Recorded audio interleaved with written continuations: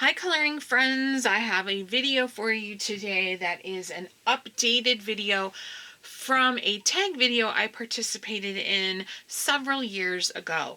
The title of that video I believe was called 10 Essential Coloring Items, and it was a tag video, and I think I was tagged by Vekkia is what I said in the previous video. I will link that video in the description section below if you would like to check it out and just to see, in comparison to this, how things have changed or have stayed the same. But either way, it's interesting to watch other videos, older videos, and see supplies that we might have had and used previously and then forgotten about. But I was looking at my older videos and I saw that one and I thought to myself, it might be interesting to do an updated one. And so I reached for things today, not necessarily 10 of them, just things that I consider my own personal essential items when I sit down to color a page. So without further ado, I'm going to get started. Number one, I would say always, is some kind of source of material that inspires you. I didn't pick any particular book. For me, generally speaking, we know that's a lot of Deborah Muller, but there's other artists that I enjoy as well. I enjoy Carla Magana, Lulu Mayo, some of the titles from Creative Haven. Anybody, anything. Teresa Goodridge is a very popular artist that people love and find very inspiring. R.J. Hampson is another one. I personally don't have any of his books, but I know he's very popular right now in the coloring community. So just any illustrator or page that brings you a spark of creativity, makes you want to turn it into something of your own. That is the number one thing that you need. Number two thing that I need are colored pencils. I personally love colored pencils. I can color an entire page with colored pencils. I find it very relaxing to layer my pencils, to color slowly, to watch it come to life. That is my jam. I really enjoy it. And my favorite colored pencil, as everybody knows, are Prismacolors. These might not be your favorite, and that's absolutely fine. But as you can see, I really love like my yellows and my reds and my oranges. Not so much my blues. Don't reach for those very often. The pinks and purples. Blues don't get touched too much. I like greens.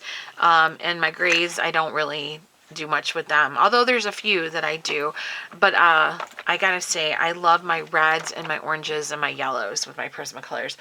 So I love colored pencils. And if I only had colored pencils and a book, I would be happy as a clam. I really, really enjoy my colored pencils. So whatever brand brings you joy, you should go for. Now, that being said, I wouldn't be anywhere with my colored pencils, excuse my reach, if I did not have my pencil sharpener. The one I am using right now that I currently enjoy, and I have decorated it with Stephen King stickers from some of my favorite Stephen King books. We have Eye of the Dragon, Christine, The Stand, and the Tommy Knockers. My friend Sandy gave me these stickers. She gave me a set of stickers for every book that Stephen King has done. So, yeah, love these. But this is the Amfat pencil sharpener, and I absolutely love it. I think it works so well. It is an automatic pencil sharpener. It's electric. It plugs in here on my desk, and I just love it. I can show you how it does. Let me find a pencil. This one isn't super short, but we will see. I'll still show it to you. It's a little loud, so don't be startled.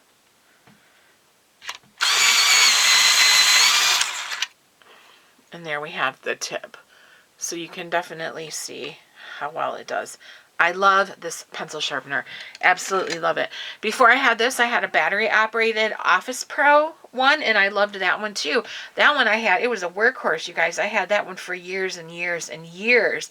And it just finally started to kind of like, even when I would put fresh batteries in it, wasn't sharpening evenly anymore.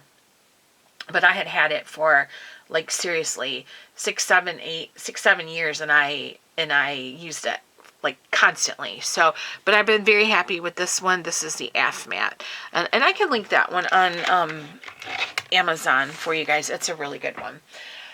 The next thing I would say that is definitely an essential item for me is alcohol markers. Now, I have here, and I don't know if I'm saying this right, Grabie. I don't know how to say that, but this is a 48 alcohol marker set of brush tips that they so graciously sent me a while back. I'll be honest, these are not the markers that I reach for the most often, but the markers that I do reach for are not available anymore on Amazon. I have reached out because I use Artbeak mostly, and I have reached out to my contact at Artbeak, and I have not heard back from them yet to see if there was any information about when the markers might become available again on Amazon. I do believe you can purchase them on their website though. According to their Instagram, they have a website and they are still selling on there, but I don't know anything about that. I've only ever used them through Amazon. But I use alcohol markers as a base in a lot of my Amazon printed books, and also I use them when I am coloring a cover for Deborah Muller, just because it provides good coverage and vibrancy to an image. I am not a person who blends alcohol markers. I'm not an alcohol marker girly. It's not my thing. I typically only use them as a base for something else. People do beautiful work with alcohol markers. Me, no. I very rarely ever sit down and color something straight with alcohol markers, or just, they're a means to an end for me. I use them for bases usually, and I do prefer a brush tip. These have a brush tip as well as a chisel. I like the brush tip quite a bit. I'm very comfortable with a brush tip. I feel good about a brush tip, and that's just what I personally look for in a marker set. The chisel tip is nice to have if you are, I'm trying to open this one, if I can get it, there we go. The chisel tip is nice to have if you are looking to cover a lot of area, like in backgrounds and stuff like that. But I am not comfortable with the chisel tip in smaller spaces, just because I'm not that, I'm just not that good with markers. As you can see, I just drew on my own thumb. So, yeah, alcohol markers are essential for me when I am coloring,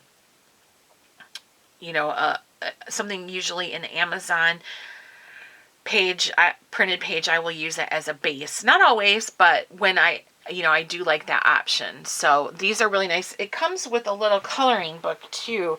I never even opened it. It was like on the top of that, but I never opened it. And it's also, these come arranged nicer. They have like a little insert that makes them stand up, but I took that out. So, they flip-flop and I don't care.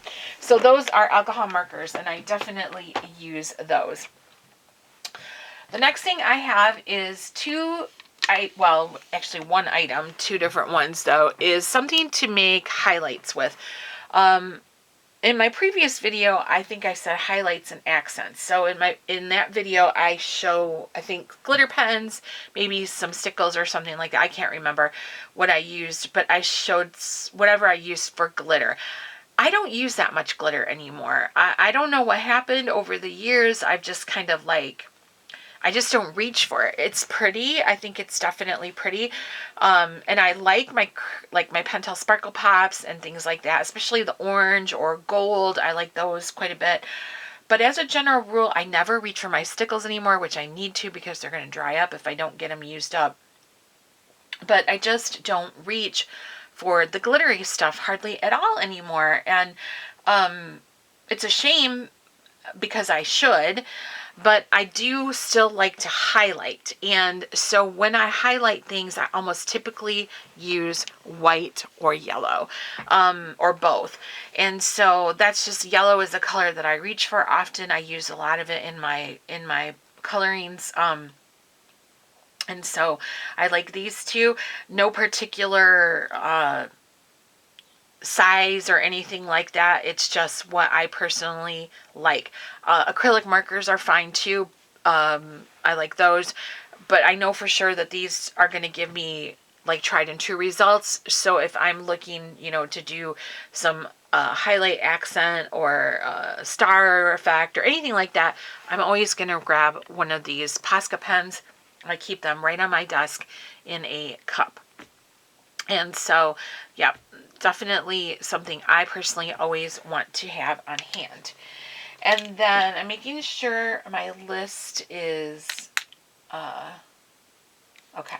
Then my last item that I consider essential is something for backgrounds. Now you can use alcohol markers for backgrounds. I definitely do that sometimes.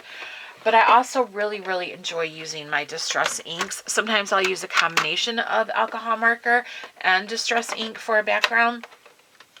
But I really like my distress inks. And I have them in a variety of colors. Here are some greens, yellows, purples, and pinks. These are blues. I like these red ones here. So I just have a lot of distress inks. Now, my friend that I have mentioned in videos here and there who decided to stop coloring, she did offer me her distress ink collection because she wasn't coloring anymore, and I happily said yes. But I had my own sets also previously. I've always liked using distress inks. They cover a lot of area. They blend really, really nice with a sponge or a brush. They're just very user-friendly, and I like them. They don't tend to come off or rub off. You don't need to use a fixative with them. I like, a lot of people use eyeshadow in the background. I don't like that, or chalk. It's just not, it comes off, you have to use a fixative. I don't want to mess with all that. So I just really like my distress inks. I like to put down bases of those and blend. Sometimes I'll use colored pencils to smooth out areas that didn't get quite the look I want, or I'll put alcohol marker down first and then put distress ink over it, because sometimes I'll tell you what distress inks are really good for is when you have streaks with your markers. If you have streaks in your, like your marker might be losing its juice, or it's a water-based marker, or just an alcohol marker that you had a big space to color and you've left some streaks, you can rub some distress ink over that and it just smooths it all out, and it looks so pretty, and it looks like you meant it to be that way. They're just fantastic for use. So love my distress inks. I cannot say that enough. Now I would purchase these if I was, well, I got my other ones from my friend, but previously I looked for them at the craft stores. I didn't buy them on Amazon because I feel like on Amazon they were too expensive. So I purchased them at Hobby Lobby, at Michael's, and I want to say scrapbooking.com or scrapbook.com, something like that. I've got them, and they come in different sizes. I just have these little guys, but yeah, I really, really love my distress ink. And then in my previous video, I listed a book light, and I actually don't have mine handy, but I don't need a book light anymore, because at the time I did that video, I was coloring primarily at our kitchen table, and the lighting was not good in our kitchen. Our kitchen lighting is very low, and it wasn't conducive to good coloring. So I always had a book light, and now I color in my coloring room at my desk, where I have overhead lighting as well as a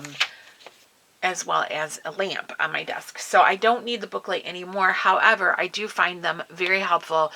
I did find them very helpful when I needed them, and it's nice to have them around anyways. I will link the one I have in the description section. It's also the one I had in the previous video. It's a clip-on light, I believe by Vekkia is the name of the brand. And it's very convenient to have. I'll tell you what I use it for the most, though, is in the nighttime when I get up. So I don't have to flip on a light. Like in the old Hammer horror movies, the heroine would go through the castle with a candle, and like holding a candle. I go through our house in the middle of the night with a LED book light. So our neighbors probably think like, what the heck is happening in that house at 4 o'clock in the morning? But yeah, so book light is a good thing to have, but I personally don't need it for my coloring anymore. And then the other thing that I think is kind of a bonus thing, which was in my first video, was book cases, or pencil cases, I'm sorry. Pencil cases are not an essential item, but I really, really like having them. I just like the idea, the ease that the pencils are laid out, very easy to select and grab, and just I really, really like that they're that way. For me, it works out really nicely to have them. I like the strap. It's easy for me to grab a hold of with my wonky hands, to grab the strap on the shelf and pull it off. The only downside to cases is they can be very cumbersome, like this one with my Prismas, and then I have some of those really big ones that hold like my all my colors and that. They get a little bit cumbersome, and so for that, they can take up a lot of space. I would say the one good thing about leaving pencils in their tins is that they're very compact that way, and they don't take up as much space. So if space is an issue for you, you might not want to start going down the route of cases, because I do think they take up more space. But you guys, that's it. That is what I have for my coloring essentials right now. Basically, pretty much the same as what I had back then, but I think it's honed down a little bit. But like I said, I will link that video in the description section below, and you can definitely check it out and see what you think, and see what you think of what I have now. And if you agree with me, if these are things that you use or don't use, or see a need for or don't see a need for, definitely let me know.